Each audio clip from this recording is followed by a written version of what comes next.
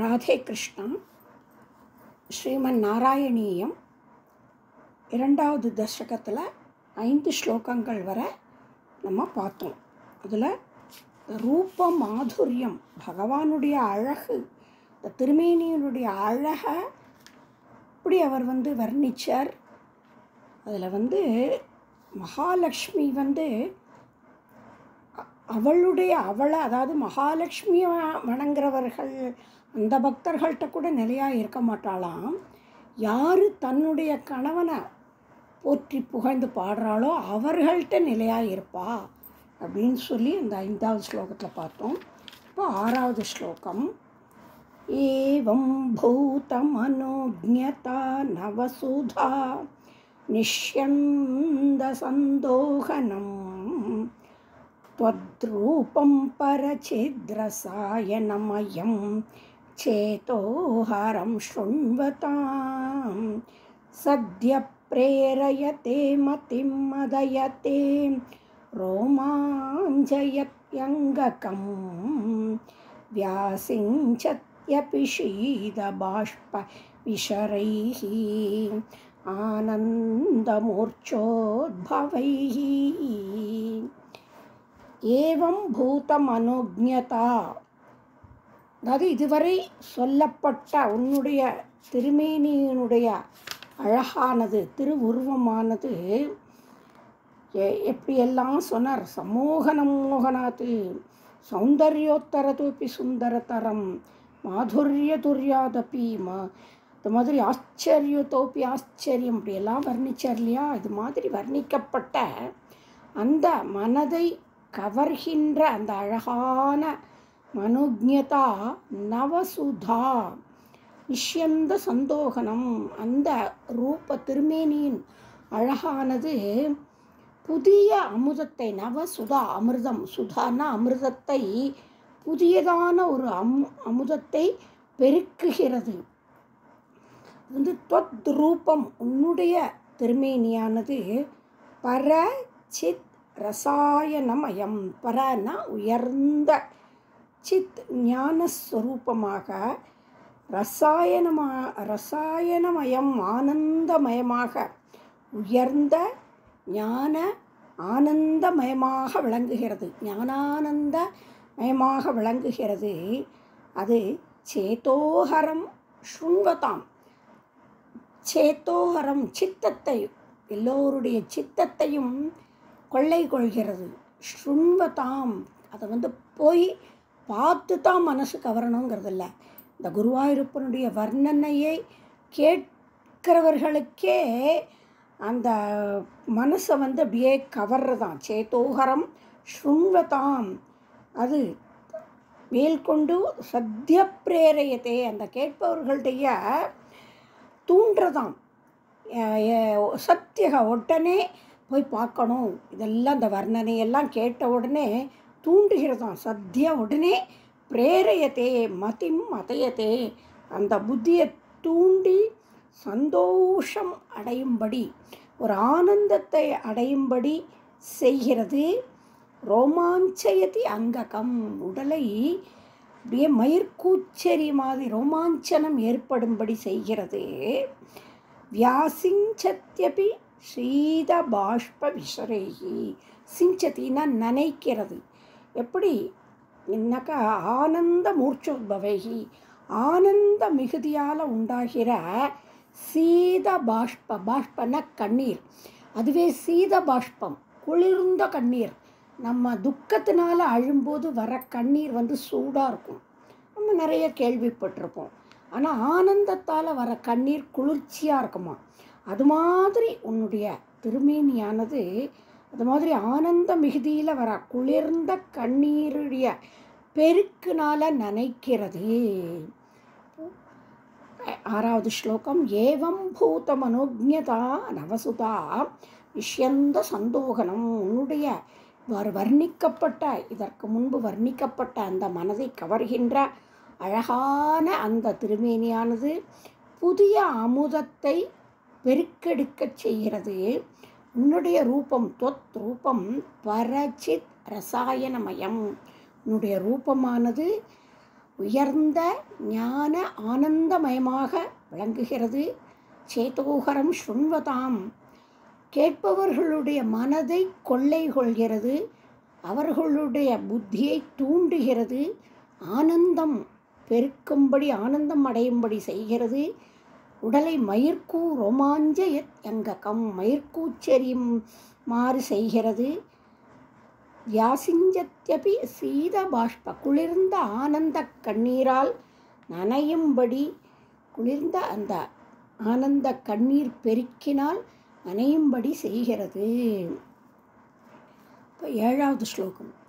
ஏவம் பூததயா ஹி பக்த்யபிஹிதோ யோகஸ்ஸ யோகத்வயாத் கர்ம ஞானமயாத் ப்ருஷோத்தமதரோ யோகீஸ்வரைர்கீயதே சௌந்தர்யைகரசாத்மகே த்வயி கல்லு பிரேம பிரகர்ஷாத்மிகா பக்திர்நிஸ்ரமமேவ விஸ்வ புருஷைஹி லப்யா ரமா வல்லபா. ஹே ரமாவல்லபா, இலக்குமியின் தலைவனே, இதுபோல பூத ஏவம் பக்தியினுடைய அந்த மேன்மை, இந்த பக்தியினுடைய பெருமை பக்தி யோகம், பக்தி அபிஹிதோ யோகஸ்ஸ யோகத்வயாத், இந்த பக்தியானது இதுவரை சொல்லப்பட்ட அந்த பக்தி யோகம் அப்படிங்கிறது ரொம்ப மிக அபிஹிதம், மிக பெருமை வாய்ந்தது. எதை விட பெருசு அப்படின்னா யோக ச யோகத்வயாத்து, துவயம்னா 2, அந்த மற்ற 2 யோகங்களை காட்டிலும் என்ன அப்படின்னாக்க கர்மயோகம், ஞான யோகம். பகவத்கீதையில் இந்த 3 யோகத்தையும் தான் சொல்லியிருக்கார் பகவான். அந்த 2 யோகங்களை காட்டிலும் உயர்ந்தது கர்ம ஞானமயாத் பிருஷோத்தமதரோ, மிகவும் உயர்ந்தது. பிருஷ உத்தமதரோ, கர்ம ஞான மயாத்து, இந்த கர்மயோகம் ஞான யோகத்தையும் விட உயர்ந்தது அப்படின்னு நான் சொல்லலை. யோகீஸ்வரர் கீயத்தே, வியாசர் நாரதர் முதலிய யோகிகளால் சொல்லப்பட்டிருக்கிறது. சௌந்தர்யைகரசாத்மகே த்வைகலு, அதாவது அந்த யோகிகளால் இந்த பக்தி யோகமானது எல்லாவற்றையும் விட சிறந்ததுன்னு சொல்லப்படுகிறது. அந்த அழகே வடிவான சௌந்தர்யைகரசாத்மகே த்வயி கலு, உன்னிடத்தில் வைக்கின்ற அந்த அழகையே வடிவாக கொண்ட உன்னிடத்தில் பிரேம பிரகர்ஷாத்மிகா, அந்த பிரேம அன்பின் எல்லையானது, உன்னிடத்தில் வைக்கிற அன்பே எல்லையாகிற பக்தி, பக்திர் நிஸ்ரமமேவ விஸ்வபுருஷைஹி, இந்த உலகத்தில் உள்ள எல்லா மக்களாலும் நிஸ்ரமம், பக்திங்கிறது ரொம்ப எளிதாக செய்யக்கூடியது. கர்மயோகம் ஞான யோகம் அதெல்லாம் கஷ்டம். கர்மயோகம் அப்படின்னா நம்ம செய்கிற கர்மாவை பகவான் சொல்லியிருக்கார். கர்மண்யே வாதிகாரஸ்தே மா பலேஷு கதாச்சன, இந்த பலனில் இது வைக்கக்கூடாது அப்படின்னு. அது ரொம்ப ரொம்ப கஷ்டம். ஒரு பலனை எதிர்பார்த்து தான் நம்ம ஒரு காரியமே செய்வோம். அப்போ அந்த கர்மயோகம்ங்கிறது கஷ்டம். ஞான யோகம்ங்கிறது வேதாந்த விசாரம் பண்ணணும், அந்த ஆத்மாவை தெரிஞ்சுக்கணுங்கிறது ரொம்ப கஷ்டம். ஆனால் பக்திங்கிறதோ எல்லா மக்களாலும் எளிதில் அடையக்கூடியது. என்ன சொல்கிறார் 7வது ஸ்லோகம். ஏவம் பூததையாகி பக்தி அபிஹிதோ யோகஸ்ஸ யோகத்வயாது, புகழப்படுகிற இந்த பக்தியானது யோகத்வயம் கர்ம ஞானமயாது, கர்மயோகம் ஞானயோகம் இதையெல்லாம் விட பிருஷோத்தமதரோ, மிகவும் உத்தம தரமானது அப்படின்னு யோகீஸ்வரர்கள் பாடுகிறார்கள். இந்த அழகே வடிவான சௌந்தர்யைகரசாத்மகே த்வயி கலு, உன்னிடத்தில் வைக்கின்ற இந்த பிரேம பிரகர்ஷாத்மிகா, பிரேமையானது அந்த அன்பின் எல்லை பக்தி, அந்த பக்தி நிஸ்ரமம், எந்த விதமான சிரமமும் இல்லாமல் எளிதில் அடையக்கூடியது அன்றோ அப்படின்னு சொல்கிறார் 7வது ஸ்லோகத்தில். இப்போ இப்போ 8வது ஸ்லோகத்தில் அந்த பக்தியினுடைய மகத்துவத்தை சொல்கிறார். நிஷ்காமம் நியதஸ்வதர்மச்சரணம் யத்கர்மயோகாபிதம் தத்தூரேத்ய ஃபலம் யதோபனிஷத ஞானோபலப்யம் புனக தத்வவ்யக்ததயா சுதுர்கமதரம் சித்தஸ்ய தஸ்மாத் விபோ த்வத்ப்ரேமாத்மக பக்திரேவ சததம் ஸ்வாதீயசி ஸ்ரேயசி. விபோ தலைவனே, நிஷ்காமம், நிஷ்காமங்கிறது எந்த விதமான பலனையும் எதிர்பார்க்காத ஒரு கர்மயோகம். கர்மம் செய்யணும், சுயநலமே இருக்கக்கூடாது. ஆனால் ஒரு டியூப்லைட்டு போட்டால் கூட அதில் பேர் எழுதி வைக்கணும் அப்படிங்கிற காலம் இது. ஆனால் சொல்கிறார் நிஷ்காமம், அது மாதிரி எந்த விதமான எதிர்பார்ப்பும் இல்லாத ஒரு கர்மம். அது கர்மயோகம் அப்படிங்கிறது பயனை விரும்பாமல் செய்ய வேண்டியது. நியத ஸ்வதர்ம சரணம், விதிக்கப்பட்டிருக்கிற ஸ்வதர்மம், தன்னுடைய தர்மங்களை எதையுமே செயல்களை தவறாமல் செய்யணும். இது எத்கர்ம யோகாபிதம், இந்த ரெண்டுமே நீ பலனை விரும்பாமல் கர்மாக்களை செய்யறது, உன்னுடைய செயல்களை நீ செய்ய வேண்டியதை தவறாமல் செய்யறது, இந்த எல்லாமே தூரேத்திய ஃபலம். அதாவது உடனே பலன் கிடைக்காது. நம்ம இது அனுபவத்தில் நம்ம பார்க்குறோம். உடனே ஒரு காரியம் செஞ்சால் அதுக்குண்டான பலன் நமக்கு கிடைக்காது. அதனால் அது ரொம்ப நாள், நீண்ட நாள் கழிச்சு தான் அது பலன் கிடைக்கும். யதௌபனிஷத ஞானோபலப்யம் புனக, அது மாதிரி தான் உபனிஷதங்களுடைய ஞானத்தினால் பெறக்கூடிய அந்த ஒன்று. இந்திரியங்களுக்கு அது நம்ம புலனே ஆகாது. உபனிஷதங்களால் அதை படித்து அதை தெரிஞ்சொண்டு அதை அதனால் கிடைக்கக்கூடிய பயன், அந்த அறிவால் பெறக்கூடிய ஒன்று. அது இந்திரியங்களுக்கு கை கண் மூக்கு காது எதுனாலேயும் அதை உணரவே முடியாது. பிரம்மத்தை தான் உணர முடியும், அதை உணர முடியும். ஆனால் அதுவும் இந்திரியங்களுக்கு எட்டாததுன்னு சொல்லிட்டா. அதனால் அது தத் அவ்யக்ததையா சுதுர்கமதரம், அது மனதிற்கு எட்டாதது, வாக்கிற்கு எட்டாதது, மனதுக்கு எட்டாதது. அப்போது அந்த உபனிஷதங்களால் கிடைக்கக்கூடிய பலனும் எதுவுமே நமக்கு மனதிற்கு எட்டாதது. சித்தஸ்ய சுதுர்கமதரம், மனதுக்கு எட்டாதது. இது அவ்யக்தம், வெளிப்படையாக உள்ளதில்லை. வேதத்துக்கே மறைன்னு தான் பேர். மறைந்த பொருளை அது மறைத்து இருப்பது. அது அதனால் சித்தஸ்ய சுதுர்கமதரம், மனதுக்கு எட்டாதது.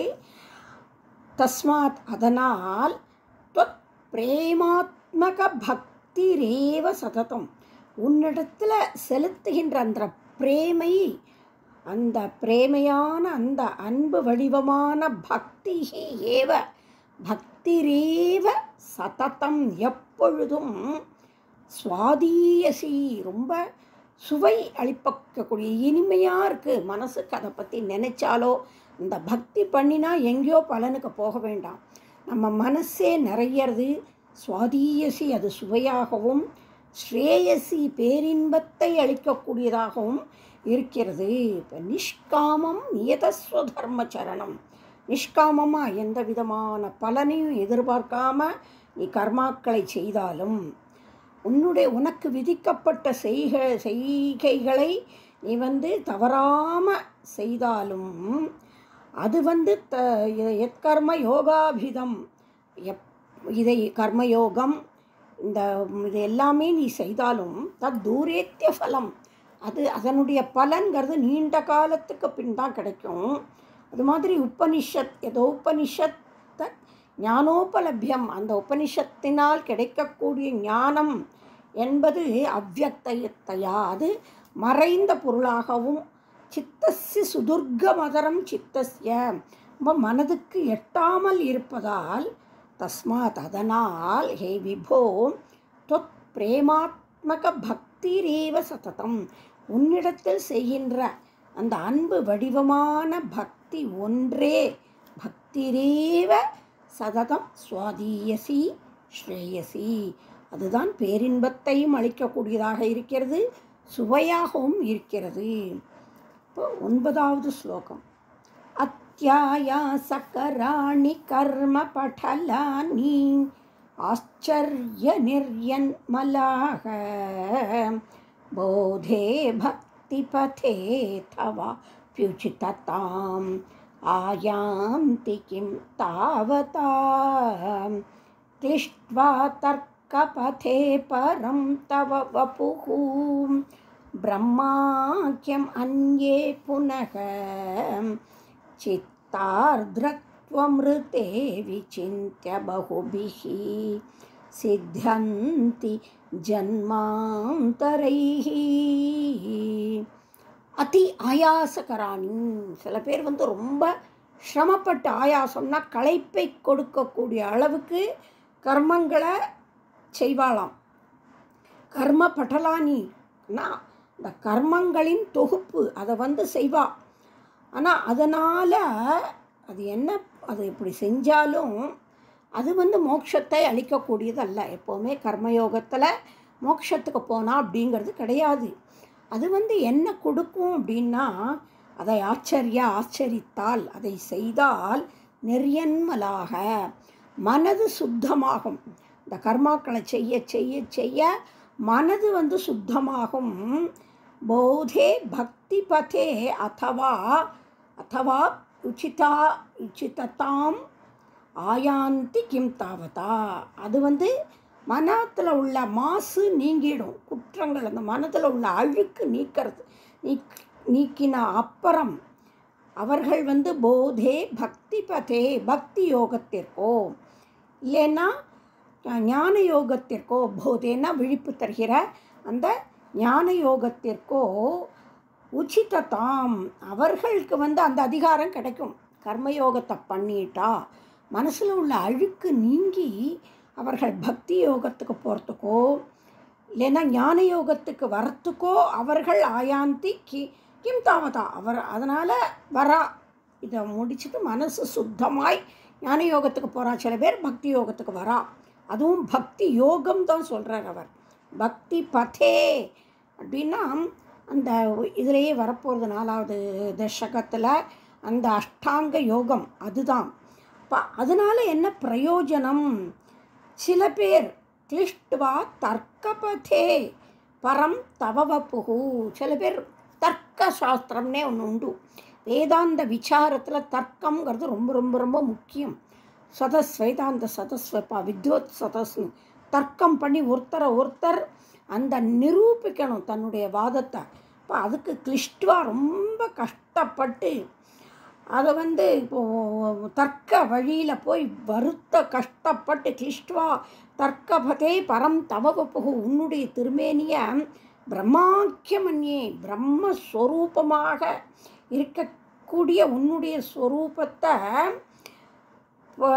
அந்த தர்க்க வழியில் போய் அதை நிரூபிக்கணும்னு பாப்பா, அதுவும் பிரயோஜனமில்லை. அந்நே புனக இன்னும் சில பேர் சித்தார்த்ரத்வம் ரித்தே விசிந்திய பகுபிகி, நிறைய பேர் ஆர்திரத்துவம், அதான் சித்தத்தில் ஒரு என்ன சொல்கிறது, நெகிழ்ச்சி, அந்த கண்ணீர் மல்கி கசிந்து கண்ணீர் மல்கி வரும் இல்லையா, அது மாதிரி இல்லாமல் அந்த ஆர்திரத்துவம் ரித்தே அது இல்லாமல் விசிந்திய தியானம் பண்ணுவா.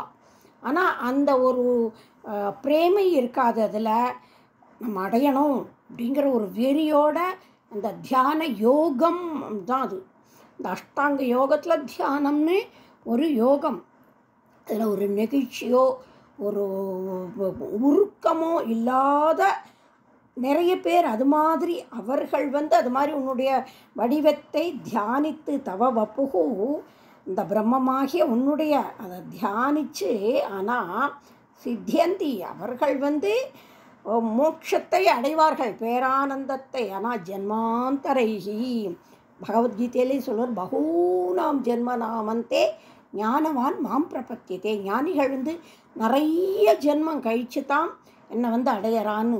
அது மாதிரி தான் சொல்கிறார். இது மாதிரி ஒரு பக்திங்கிறது இல்லாமல் உன்னிட்ட பக்தி யோகத்தை பண்ணினா அவர்கள் பல ஜென்மங்கள் கடந்து தான் உன்னை அடைகிறார்கள், என்னை அடைகிறார்கள். அத்தியாயாசகராணி கர்ம படலானி. இந்த கர்மாவினுடைய நிறைய ஒரு கர்மான்னா இருக்காது.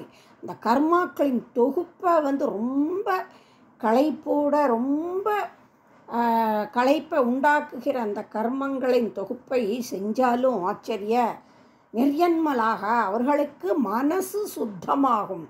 அதன் பிறகு அவர்கள் போதே பக்தி பதே அத்தவா பிச்சுததாம் ஆயாந்தி கிம் தாவதா. இந்த ஞான வழிக்கோ பக்தி யோகத்துக்கோ தகுதியானவர்களாக ஆகிறார்கள். அதனால் என்ன பிரயோஜனம்? கிளிஷ்டுவா தர்க்கபதே, தர்க்க விசாரங்கள் வேதாந்த விசாரங்கள் பண்ணி பரம் தவவப்புகு உன்னுடைய மேலான உயர்ந்த அந்த திருமேனியை பரபிரம்மமாகிய அந்த பரபிரம்மம் அப்படிங்கிற பேரை உடைய உன்னுடைய திருமேனியை சித்தார்திரத்துவம் ருத்தே விசிந்திய பகவிகி. மனசில் ஒரு பக்திங்கிற அந்த கனிவு கசியாமல் அந்த அது மாதிரி உன்னை வந்து சிந்திச்சு தியானம் பண்ணுறவர்கள் சித்தியந்தி ஜென்மாந்தரைகி பல ஜென்மங்களுக்கு பிறகு உன்னை அந்த மோட்சத்தை அடைகிறார்கள் அப்படின்னு சொல்கிறது.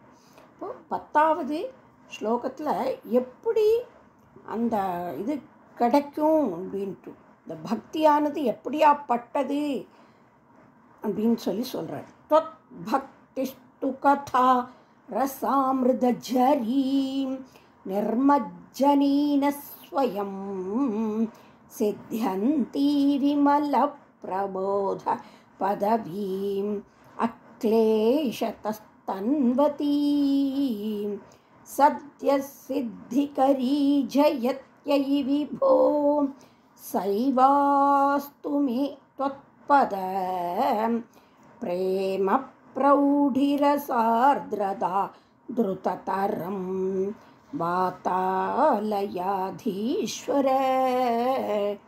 ஹே வாத்தாலய அதீஸ்வர, ஹே குருவாயூரின் தலைவனே, உன்னுடைய பக்தி தொத் பக்திஸ்து உன்னுடைய பக்தியோ என்றால் உன்னிடம் செலுத்தப்படுகின்ற பக்தி கதா ரசாமிருத ஜரி. அந்த பக்தியில் உன்னை பற்றி சொல்லப்படுகின்ற அந்த கதையில் உள்ள ரசா அமிர்த ஜரி, அந்த அமிர்த ரசத்தின் அந்த அதில் இந்த வெள்ளம் கதா ரச அமிர்த ஜரி, இந்த கதையில் உள்ள அந்த ரசம் அமிர்த ரசத்தின் வெள்ளத்தில் நிர்மஜ்ஜனீன ஸ்வயம் தான் அதில் முங்கிறதுனால அந்த கதைங்கிற அந்த அமிர்த வெள்ளத்தில் மூழ்கிறதுனால வந்து பக்திங்கிறது தானாகவே கிடைக்கிறது. அந்த கதையை கேட்டாலே உள்ளம் உருகுகிறது, பக்தி உண்டாகிறது. ஸ்வயம் சித்தியந்தி விமல பிரபோத பதவீம். அது அந்த பக்திங்கிறது கிடைக்கிறதுனால பக்தியினாலேயே அந்த தூய்மையான அந்த பிரம்ம ஞானத்தினுடைய சித்தியந்தி விமலம் நிர்மலமான அந்த பிரபோத பதவி ஞானத்தின் அந்த பரமானந்தத்தின் இந்த பிரம்ம ஞானத்தினுடைய வழி எளிதிலேயே கிடைக்கிறது. உன்னுடைய பக்தி செய்கிறது மூலமாகவே. இப்போ கர்மயோகத்தினாலவோ ஞான யோகத்தினாலவோ அது வந்து சித்திக்காது அப்படின்னு சொல்லிட்டார். ரொம்ப நாள் ஆகும்னு. ஆனால் இது வந்து உடனே கிடைக்கிறது. சத்ய சித்திகரி ஜெயதி ஐ விபோ, ஹே தலைவனே, உடனே கிடைச்சிடுறது. நம்ம இப்போ பார்க்குறோம் எத்தனையோ நேரம் இந்த கதை கேட்கும்போது நம்ம அறியாமல் நம்முடைய இந்த ஒரு நிமிஷம் நம்ம மறந்து அந்த நேரத்தை மறந்து இடத்த மறந்து நம்மளை மறக்க வச்சு இந்த பேரானந்தத்துக்கு கூட்டிகிட்டு போகிறது இந்த பக்தி ரசம். நிறைந்த இந்த பகவானுடைய கதைகள். அதனால் தொத்பத சைவாஸ்து மே தொத்பத, அந்த அப்படிப்பட்ட சா ஏவ து, அதாவது அப்படிப்பட்ட அந்த தொத்பத பிரேம பிரௌடி ரச ஆர்திரதா, எப்படிப்பட்ட பக்தி எனக்கு கிடைக்கணும்னா உன்னுடைய பாதங்களில் அன்புங்கிறது பிரௌடி ஆழமான, அதாவது ரொம்ப உடனே மாறுற மாதிரி இல்லை, அப்படியே ஆழமான பிரேம பிரௌடி ரச ஆர்திரதா, அப்படியே கனிஞ்ச ஆழமான அந்த ரசம் மிகுந்த அந்த பக்தியானது எனக்கு சாயேவ அஸ்து, அது அப்படிப்பட்ட பக்தி கிடைக்கணும். அதுவும் எப்படி துருததரம், உடனே எனக்கு ரொம்ப நாள் கழிச்செல்லாம் இல்லை, உடனே அது மாதிரி கிடைக்கணும். ஹே வாதால யாதீஸ்வர தொத் பக்திஸ்து கதாரசா அமிர்தஜரி, இந்த கத்தையினுடைய அந்த அமிர்த ரசம், அந்த வெள்ளம், அந்த அமிர்த கதையாகிய அமிர்த வெள்ளத்தில் மூழ்கிறதுனால ஸ்வயம் சித்தியந்தி விமல பிரபோத பதவியும், தானாகவே சித்திக்கிறது இந்த ஞானம் அப்படிங்கிறது, பரமானந்தத்தினுடைய நிலையை உடனே கிடைக்க வைக்கிறது. அக்லேஷதஸ்தன்வதி, அந்த குழப்பம் அப்படிங்கிறது இல்லாமல் சீக்கிரமாக கிடைக்கிறது, உடனேயே பலன், அந்த தூய்மையான விமல பிரபோத பதவியும். சத்திய சித்திகரி ஜெயதி, உடனே கிடைக்க வழிவகுக்கிறது. ஹே விபோ சைவாஸ்து மே தொத்பத, உன்னுடைய பாதத்தில் பிரேம பிரௌடி ரசா ஆர்திரதா துருததரம் வாத்தால யாதீஸ்வர, அந்த பிரௌடியான அந்த ஆழமான பிரேமை ரசமானது, அந்த அன்பின் மிகுதியால் கனிந்த பக்தியானது, ஆழமான அந்த பக்தி எனக்கு உன்னுடைய பாதங்களில் திருத்ததரம் விரைவாக எனக்கு அளிக்க வேண்டுகிறேன். ஹே வாதால யா தீஸ்வர, இது மாதிரி இந்த பக்தியினுடைய மகத்துவத்தை சொல்கிறார். 3வது தசகத்தில் அந்த பக்தி அவருக்கு எப்படி கிடைக்கணும், தான் எப்படி பக்தியில் இந்த பக்தி ரசத்தில் மூழ்கணும் அப்படிங்கிறத சொல்லியிருக்கார். அதை நம்ம அடுத்த செஷனில் பார்க்கலாம். ராதே கிருஷ்ணா.